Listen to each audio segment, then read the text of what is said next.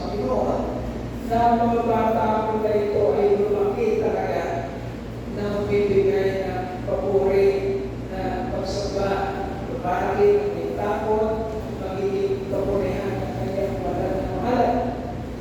Because there are so many children, mga kapatid, na tinuruan ng church na ito. Napakarami na mga bata na naturuan ng church na ito.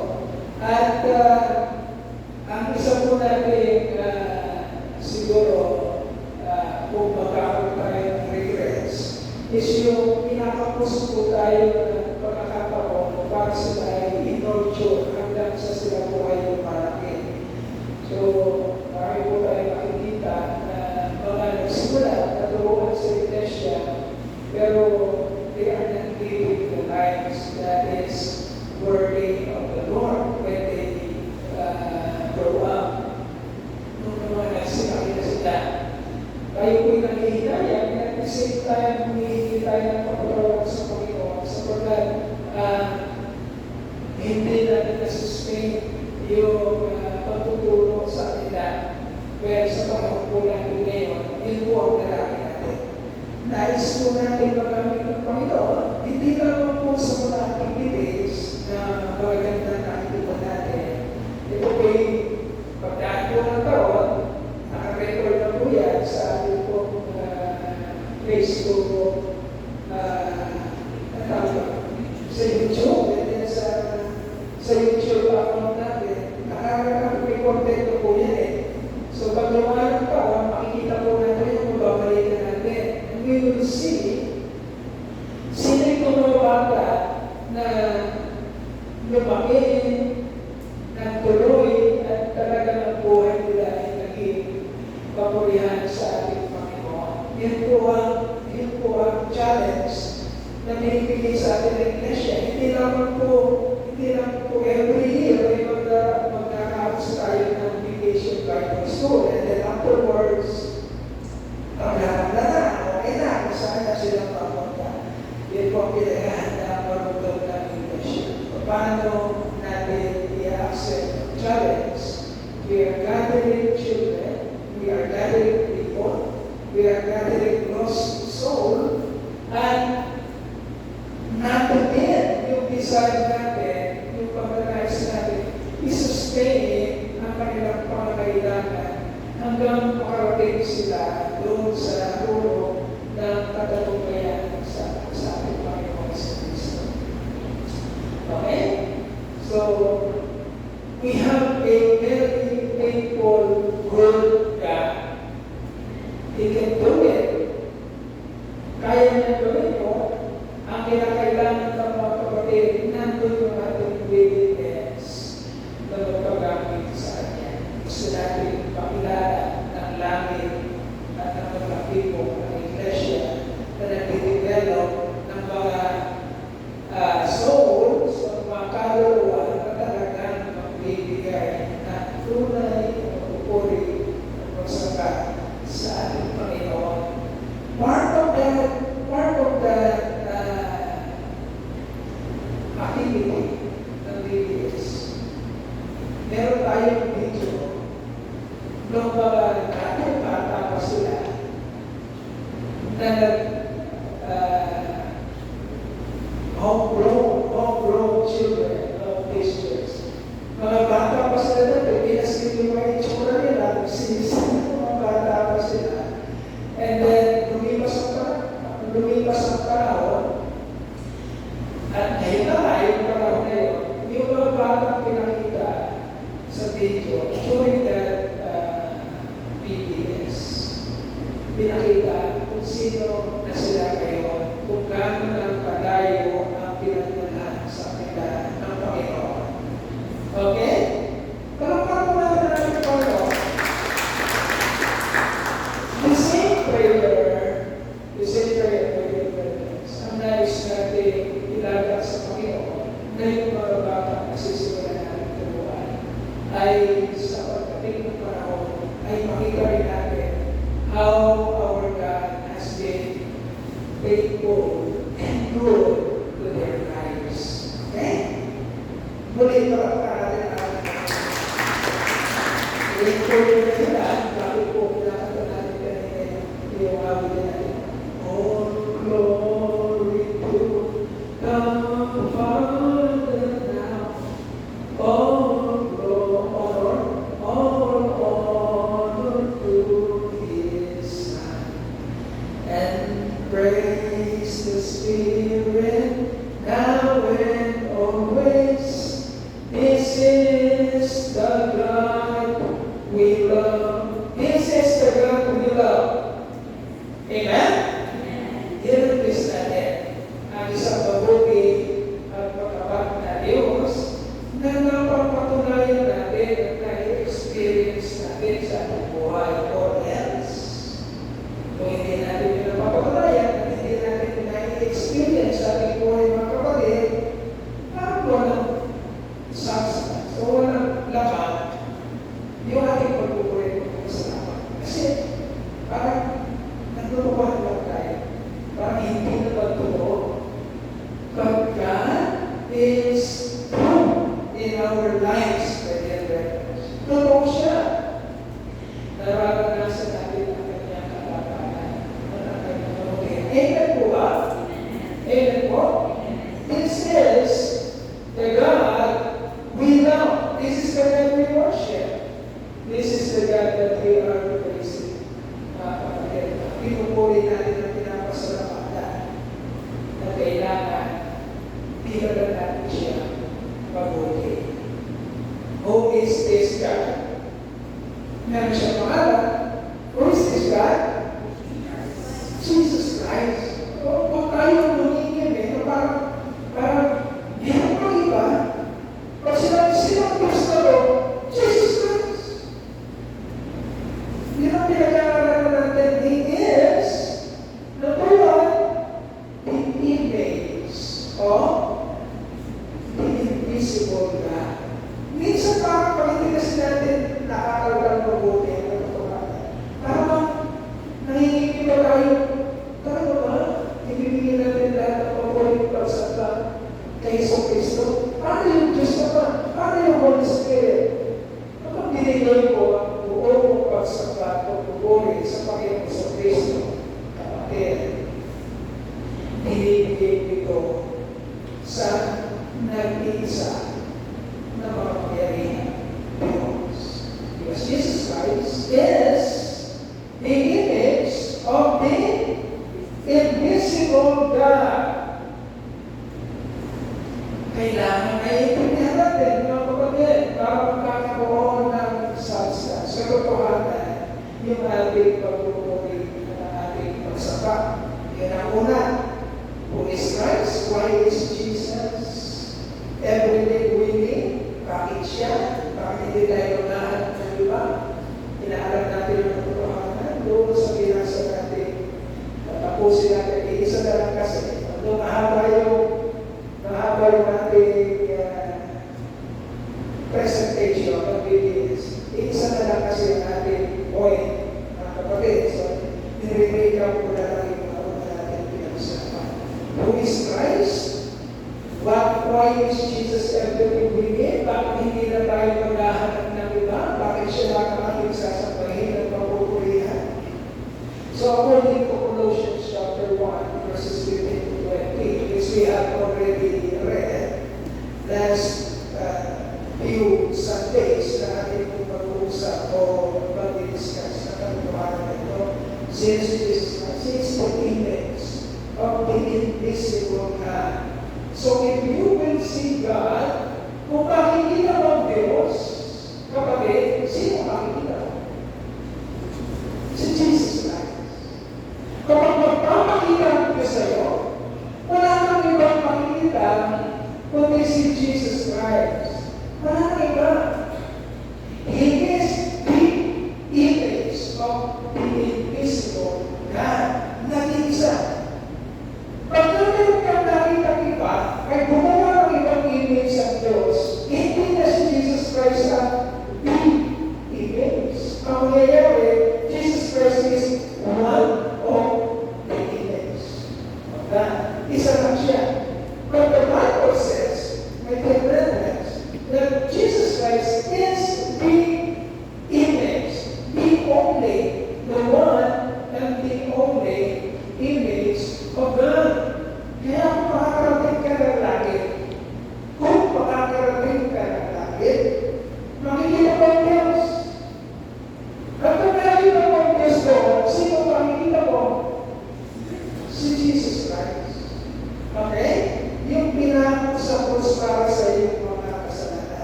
ibigay mo ang buong allegiance sa Kanya.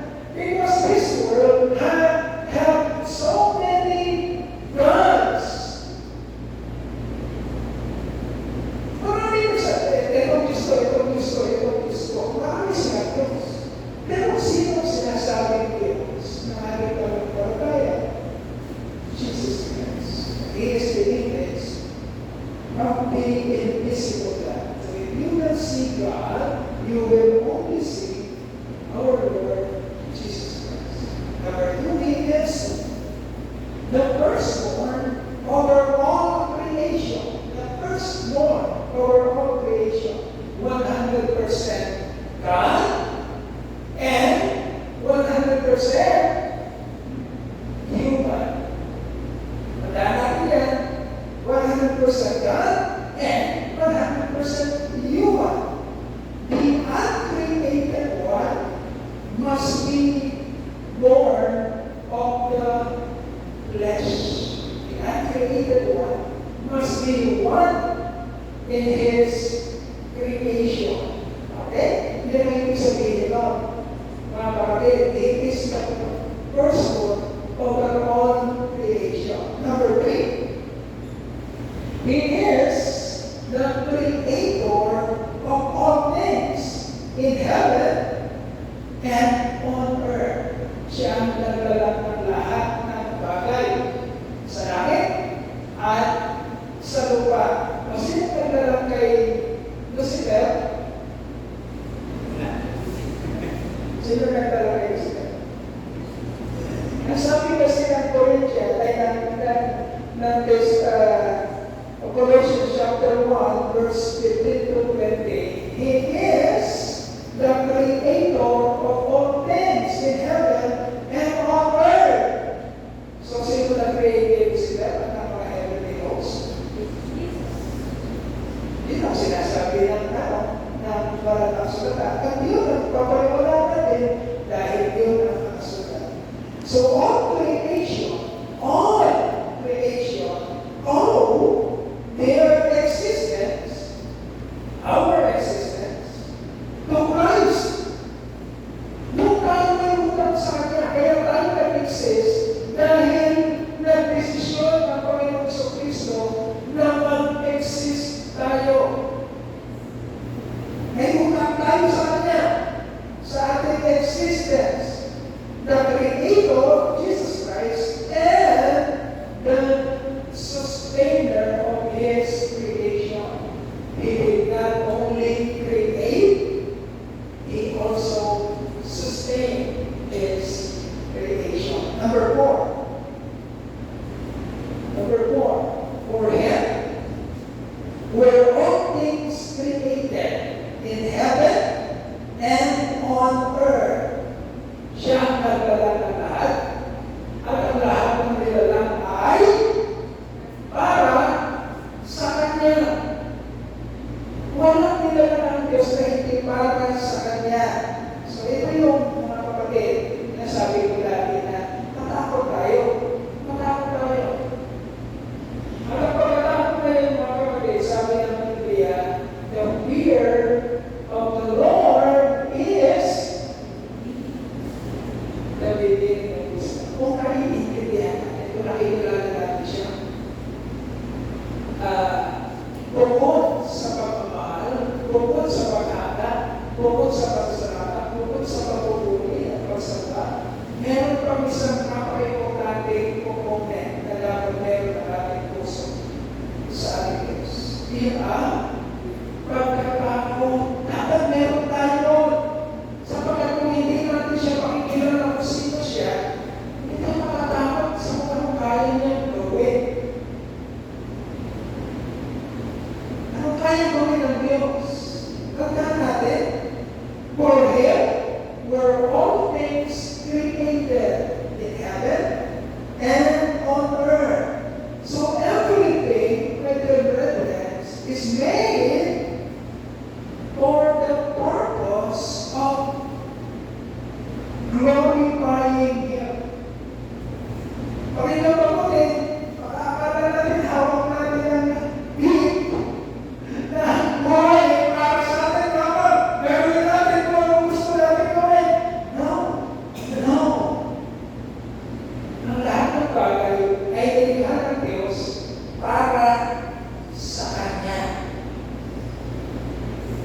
Tandaan natin yan.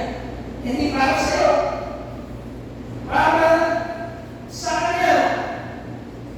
Kapag nandun ka sa katotohanan na ito, umiinom ang buhay ko sa katotohanan na ito, ang buhay ko ay umiinom para sa kanya, makakapag-ibigay ka. Ay, sino na sinasabi ng Biblia? Pag ang buhay ko ay umiinom sa katotohanan na ito, na ito ay nag-i-exist para sa kanyang kaparihan, kapatid, liligaya ka. Very good. Liligaya ka. Everything is made for the purpose of glorifying Him. If you, when you assess your life, tingnan mo buhay mo, i-ibangin mo sa sarili mo, i-assess mo sa sarili mo. If that life exists, outside the purpose of glorifying Him, kapatid, you are in really big trouble. Kung ang buhay niya ay ginagamit mo para alam kung ano lang ang gusto mong gawin, mga mga bagay, mga lihim na mga kasalanan na hindi nagbibigay ng kapayag sa Panginoon, you are in big trouble. And very big trouble. You exist for only one purpose. Your existence is for the glory of God. Okay? Para yun, sa Kanya, at hindi para sa iyo. Number 5, He is in control of all things. He is overall sovereign. Kaya, mga kapatid, kung hindi umaten ng Friday, prayer meeting, you are missing a lot of things because we are studying the theology, mga kapatid, of God's plan of redemption. Ano ba nangyari ba talaga? Tinuturo sa atin yun every Friday. Kung pinipili mo, na pumunta ka sa mga lugar, sa mga event, na hindi naman nag-glorify sa Lord, alam mo sikat ka, alam mo maganda ang nangyayari sa mga sa mga event, nakala mo sikat ka sa tao. No. No. Kapag ginagamit mo ang buhay na yan para sa tingin ko, sikat ka, masaya ka, pero hindi nagbibigay ng pagkayan sa Panginoon, you are in big trouble because God, or Lord Jesus Christ, is in control of all things. He is sovereign over all. All things hold together in Christ. Lahat, walang humuhulag sa Kanya. Sumunod ka, He controls the blessing. Ayaw mong sumunod, He also controls the promise. Nakakala natin, mahuhulag po sa Kanya. No. No, He controls all things. You may have some, you say freedom, you may have some freedom, you may have some power to choose whatever you like. Kung ano gusto mo gawin, kung ano gusto mo isipin, kung ano gusto mo planuhin, you may think that you have that power and freedom. Okay. Go, son, go. But I can give you over to the deceitfulness of your heart.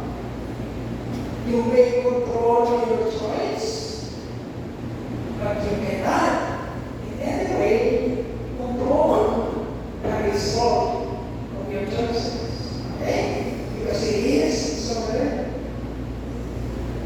Siya ang umukontrol ng lahat. Pwede mo sabihin, hindi mo na mag-choice na yun. Kasi meron kami activities. Hawak namin ang beat sa ngayon. You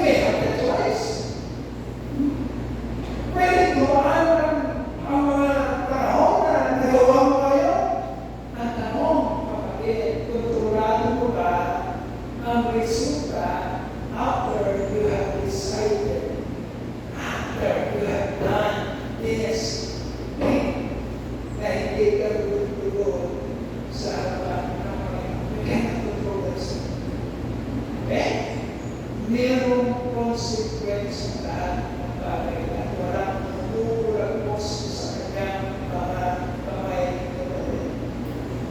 Wala. He is in control of all things.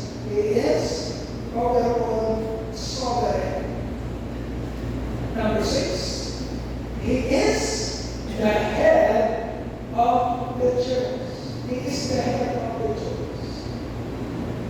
Ang meaning ng mga kapatid, Jesus Christ is the ultimate authority of the church. Meaning, if He is the head, He is the ultimate authority, He will be the one commanding. Siya ang mabubutos. Tagapang-ulo. Mabubutos. Siya mabubutos. Hindi tayo. Hindi natin siya utusan. Lord, sukal mo na lang. Okay ba, Lord? Sabihin ng Lord, gawin mo ang gusto mo gawin. Parang Judas. Diba? Nagawa pa ni Judas yung gusto niya. Nagawa niya. Nakontrol ba ni Judas yung gusto niya nagawa niya? Hindi.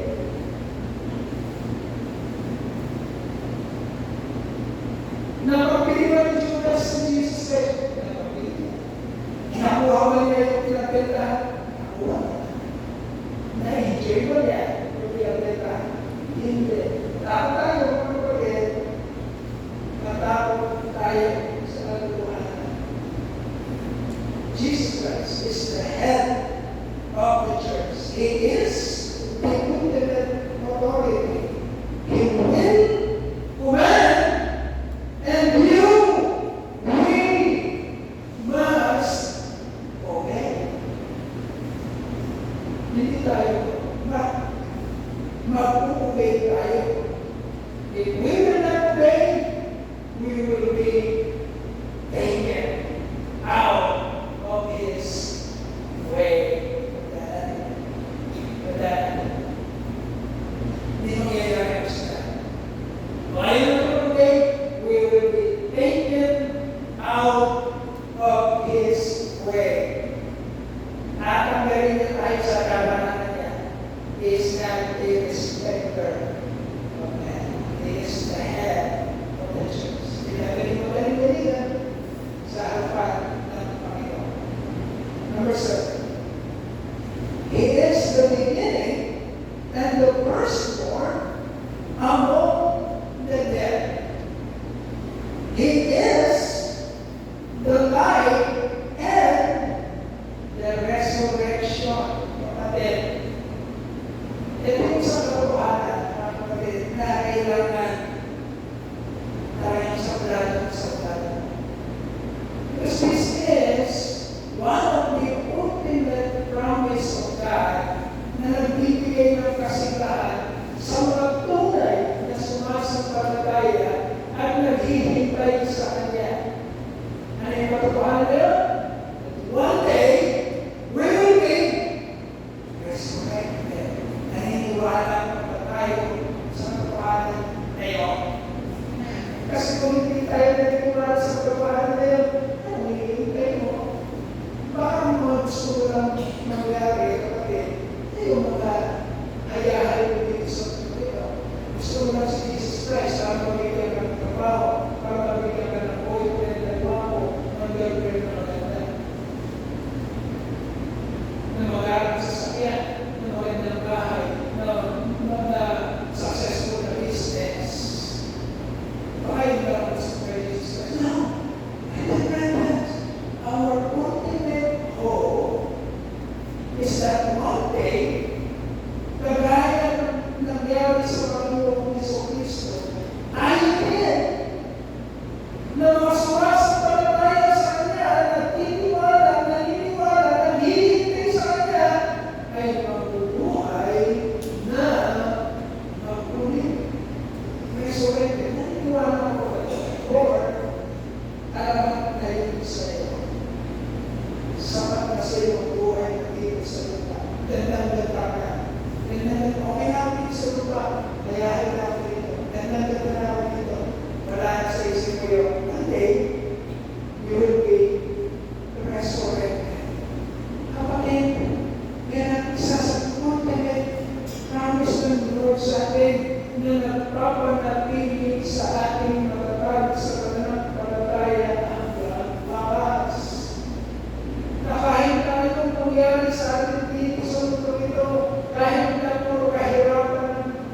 madarasan natin dahil sa paninindigan natin sa pananampalataya, meron tayong isang pangako na pangwalang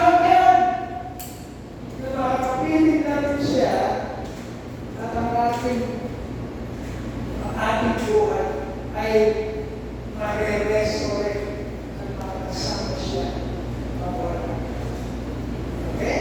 He is the beginning and the firstborn among the dead. Kung anong nangyari sa kanya, siya rin mangyayari sa mga tao tunay na sumasampalataya sa kanya. He is the life and the resurrection. Anyone who believes in Him, even though they die, will live. Kahit na pumatay sila, sila ay muli mabubuhay.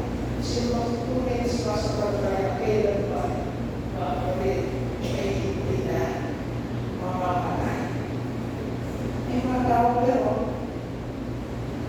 naniniwala ba kayo sa rapture? Naniniwala ba kayo sa rapture? Amen. Thessalonians and Corinthians. Hindi kasi alam yun. Katotohanan yun. Yun ang mga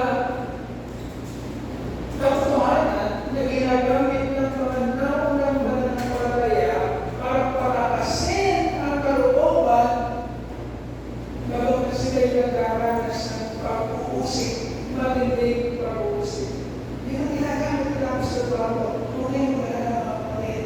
Even though ganitong buhay natin ngayon, dumaranas tayo ng matinding pag-uusik, mga kapatid, alalahanin isang araw, darating ang Panginoon, hindi natin mauunahan ang mga kapatid na natin kapatid na sumasampalataya sa ating Panginoon. Mauna sila, makikita natin sa apa, at tayo mabuhay sa isang ito. May babaguhin ng ating Panginoon at dadaling ka sa kanyang piling. What a pretty air. Yun sabi ng meron Panginoon kabalit. Makatuhan ang pagkas. Naniniwala na gano'n ang gagawin sa atin. Ilan pa sa atin kung babad na tayo sa sarili namin. Babad na tayo sa sarili namin. Na parang ito na ang langit. Ito na ang langit. Kung ganito na ang langit, huwag na. Ang pwede nito, kung ganito na ang langit, huwag na. Pero meron tayo inakasahang langit, mga kapatid. Ang sabi ng Biblia, kung ipapaliwanag sa atin ngayon, ang ganda ng langit ngayon ay masisira ang ating isipan. Bakit? Sa sobrang ganda, hindi kaya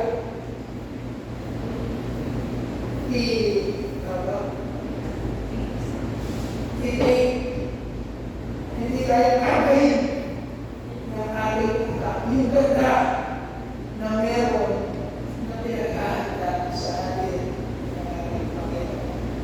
He is the beginning and the firstborn among the dead.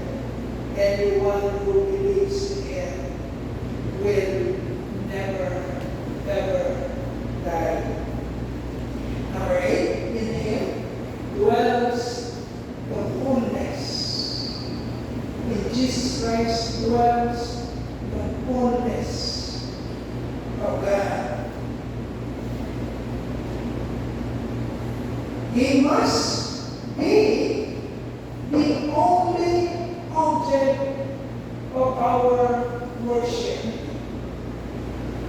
Wala ka na worship. Okay. Jesus Christ must be the only object of our worship. Why?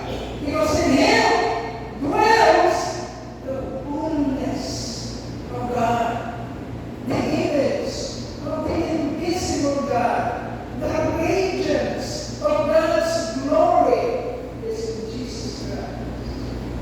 He must be the one and the only object of our worship. worshiping in spirit and in truth, which the scripture ay kung tayo nag-worship in spirit and in truth, kung yun ang nangyayari sa atin, then the object of our worship is only Jesus Christ. Hindi tayo mababayad sa iba pag magmasikat sila. Hindi natin kinukuha kung ano sa mag-isip pag marami silang pera, maraming mahanga sa kanila, influensya na kanilang mga buhay. Kung ang kanilang worship ay Jesus Christ, saan sila pupunutin?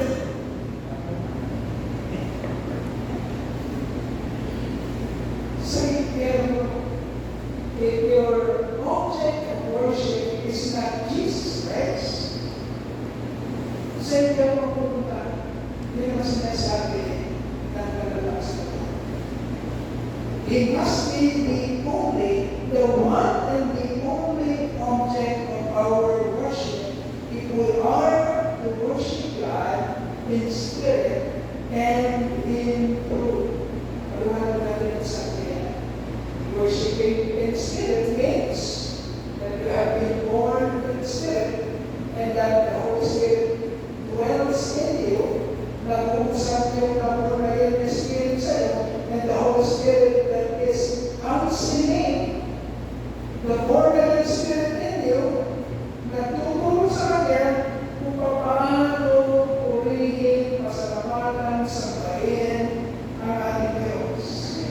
Okay? At ang tinuturo ng Holy Spirit na ito ay sambahin ko sino?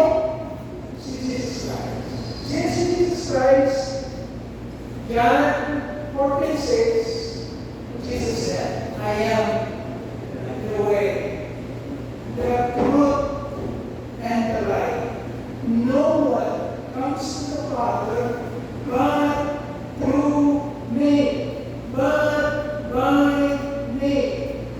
Dahil ang panahon, at may lahat, sabi ng Panginoon, ng tunay na sasamba sa Diyos ay sasamba sa Espiritu at katotohanan. Ano yung tuturo ng Espiritu na sa iyo? Sambahin mo ang truth. Sino ang truth? Kay Jesus Christ. I am the way, the truth, and the life. Jesus, He is the truth. That is why lahat ng tunay na sasamba sa Diyos ay sasamba sa Panginoon Jesus. And then lastly, this is the last point. He is the reconciler of all things in heaven and on earth through His blood shed on the cross, His finished work of redemption. Since Jesus Christ, the reconciler of all things. Ano ibig sabihin? Kung hindi darating si Jesus Christ, at hindi ibibigay ang sakripisyo, kapatid, mauwi sa chaos, sa kaguluhan, ang lahat ng bagay. And so, kailangan niya dumating at tapusin ang trabaho pinagkaliwala sa Kanya. Para saan? To reconcile all things. Jesus Christ is the one and only solution for everlasting peace and order in heaven and on earth. Okay? Yan ang pagdating ng Panginoon Ang sabi ang balita ng Panginoon, tumalit pinanganak si Jesus Christ. Peace be with you. Ang Diyos ay sumasa inyo na. Dumating na ang magre-reconcile ng lahat ng bagay sapagkat nagkaroon ng kaguluhan sa isang religion. As we are studying in our theology study.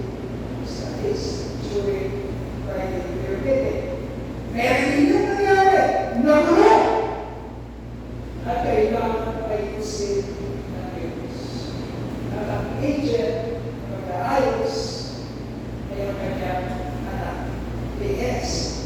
The reconciler of all things. He will bring everlasting peace and order in His creation, in heaven and on earth. What is God's sort of redemption in Christ? Nakasunod na yun. At alay natin ay sasabihin natin ngayon. Meron pa ba? What is God's sort of redemption in Christ? What is His finished work? The finished work of Jesus Christ. Sabihin natin bilang kakalaman. Number one is, why did God chose to redeem His elect? To redeem His people? Bakit? Bakit? Kinailangan pa. Bakit kailangan pa niya tumusin ang kanyang mga hinira? Ang dahilan? The reason is love. Okay? Ano natin malalaman? Sabi nga natin malalaman, hindi tayo lalabas sa mga nasusunod. Ano dahilan bakit niredeem ng ating Diyos ni Jesus Christ ang kanyang mga hirap? The reason is love. John 3:16 says, for God so loved the world. That is the reason. The other reasons, pag-aaralan natin every Friday, the other reason is for the sake of His holy name. Natin na yung Testament, pag-aaralan ko na natin ngayon, is why did God choose to redeem His elect? The scripture says that the only reason John 3:16 is love. For God so loved the world. How did He show His love?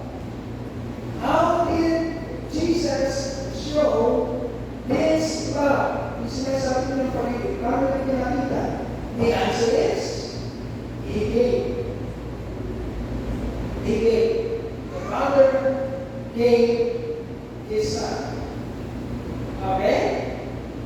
Kaya tayo mga kapatid, huwag yung puro, mahal ko na. Ano? Wala kang kinakain. Wala kang kinakain, mga kapatid. So, kumain ko, mahal kita, mga kapatid. Eh, kumata na sa'yo. Kapatid, wala ko pa ako ngayon. Naiyak siya. Wala ko pa ako. Wala ka kainin na ako ng pamilya. Pwede mo,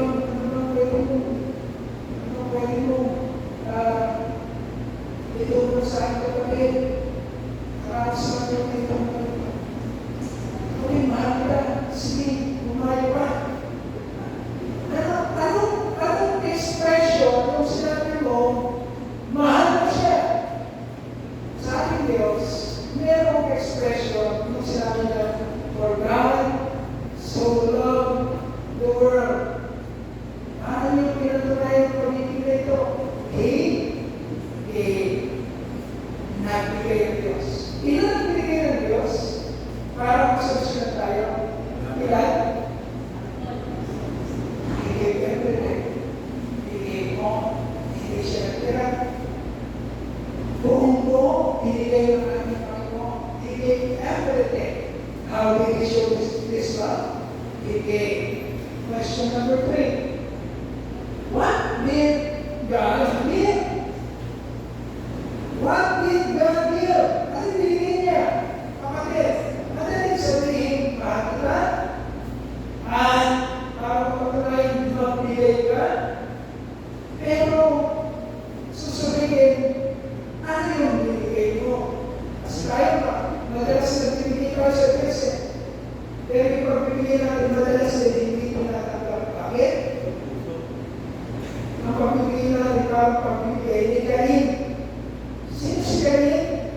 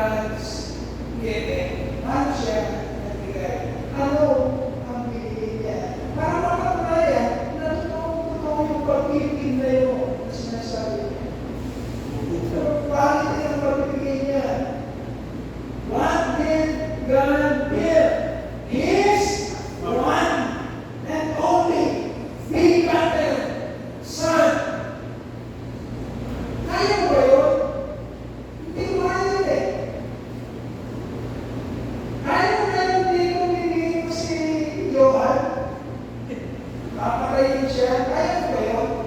Hindi mo kaya yun eh. Hindi natin kaya yun. Walang makakakaya yun. But that is the quality of God's giving. Yun ang quality ng kanyang pag-ibig. Ibigay niya ang lahat. Wala siyang tinira. His one and only begotten Son. Now, question number 4. How did this giving solve the problem? Paano nasolusyonan ang pagbibigay natin sa problema? Sa katawan. How did this giving solve the problem? God did not only say, I love you. Pinatunayan niya ito, He gave. Ayaw binigay niya, His one and only begotten Son. Binigay ng Lord Jesus Christ. Pinadala ng Lord dito sa lupa sa Jesus Christ para turuan tayo ng mga tama. Anong nangyari sa binigay niya?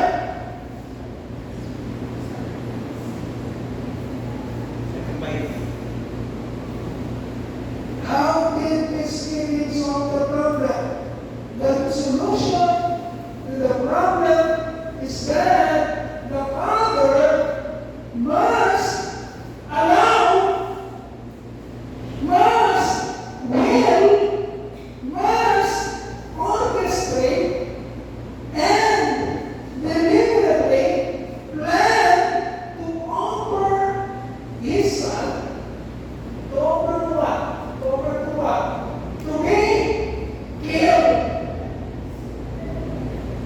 Hindi lang binigay si Jesus Christ para maturo, binigay ni Jesus Christ para patayin. Kaya huwag natin sasabihin, ang meron ko, no. You don't understand. But ang meron ko,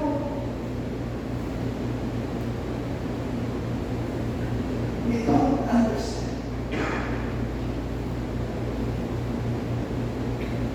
He must allow, He must will, He must orchestrate, and deliberately plan to offer His one and only begotten Son to be killed as a sacrifice for our sins. Tandaan mo, kapatid, sabi niya ng Biblia, baka sa atin, kung meron tayo kaibigan, mahal natin kaibigan natin, baka meron mag-offer, kung mabuti ang kaibigan mo na ibigay ang buhay mo para sa kaibigan. Okay? But our God, mga kapatid, yung exchange, luging-luging, tutusin, yung exchange, nakalagay siya paksa. Para kanino?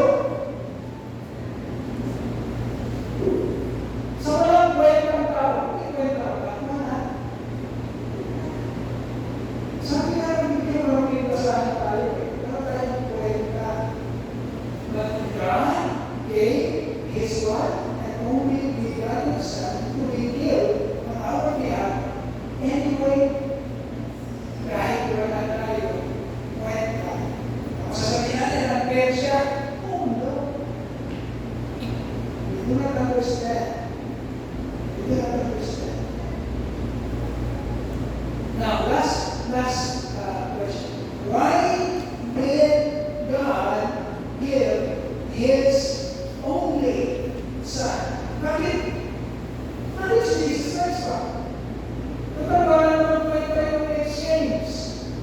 Bakit si Jesus Christ pa? Bakit kita lang isa sa mga anghel?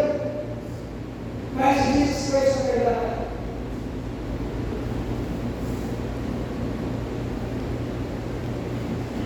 Because there is no other worthy option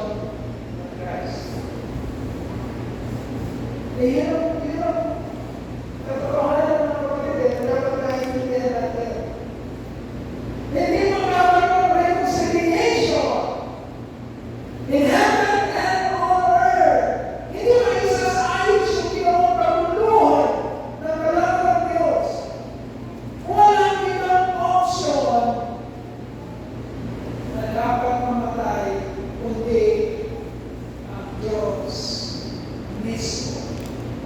Siya mismo. Siya mismo ang gagawa ng paraan para ayusin ang kanyang creation. Jesus Christ is the only worthy option. Siya lang ang mabayaran. Hindi mababayaran ang kasalanan kung hindi siya ang ibabayad. You must understand.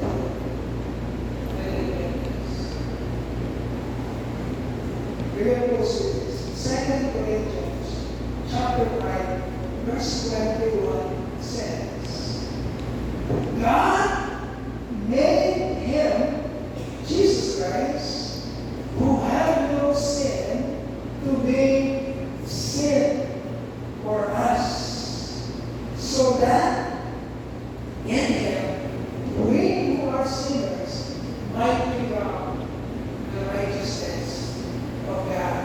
Kapatid, kailangan lubusan natin may kaya ang katuparan natin. Wala tayong pwede magpapakita sa Diyos. We are made